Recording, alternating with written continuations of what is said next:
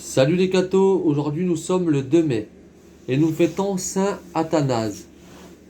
Saint Athanase naît à Alexandrie, métropole de l'Égypte. Sa première éducation fut excellente.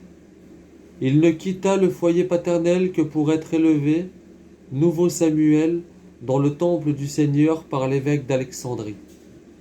Athanase était simple diacre, quand son évêque le mena au concile de Nicée, dont il fut à la fois la force et la lumière.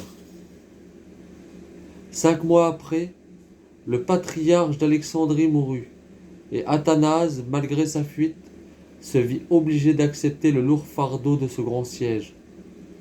Dès lors, ce fut une guerre acharnée contre lui.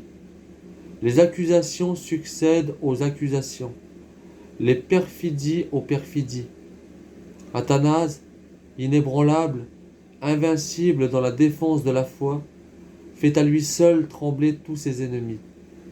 La malice des hérétiques ne servit qu'à faire ressortir l'énergie de cette volonté de fer, la sainteté de ce grand cœur, les ressources de cet esprit fécond, la splendeur de ce fier génie. Exilé par l'empereur Constantin, il lui fit cette réponse. Puisque vous cédez à mes calomniateurs, le Seigneur jugera entre vous et moi. Avant de mourir, Constantin le rappela, et Athanase fut reçu en triomphe dans sa ville épiscopale. Le vaillant champion de la foi eut à subir bientôt un nouvel exil, et 2 conciles ariens ne craignirent pas de pousser la mauvaise foi et l'audace jusqu'à le déposer dans son siège.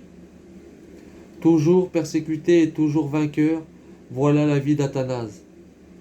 Il vit périr l'infâme Arius d'une mort honteuse et effrayante, et tous ses ennemis disparaître les uns après les autres. Jamais les adversaires de ce grand homme ne purent le mettre en défaut. Il déjoua toutes leurs ruses avec une admirable pénétration d'esprit. En voici quelques traits. En plein concile, on le fit accuser d'infamie par une courtisane. Mais il trouve le moyen de montrer que cette femme ne le connaissait même pas de vue, puisqu'elle prit un de ses prêtres pour lui.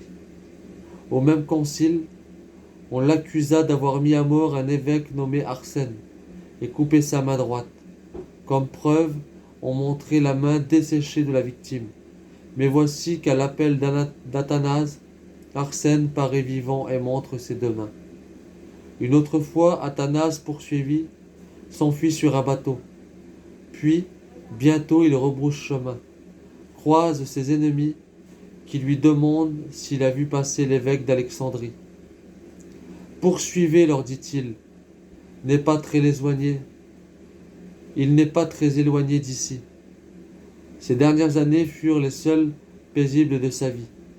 Enfin, après avoir gouverné pendant 46 ans l'église d'Alexandrie, après avoir soutenu tant de combats, il alla recevoir au ciel la récompense de ceux qui souffrent persécution pour la justice. Que Dieu vous bénisse, et à plus les cathos!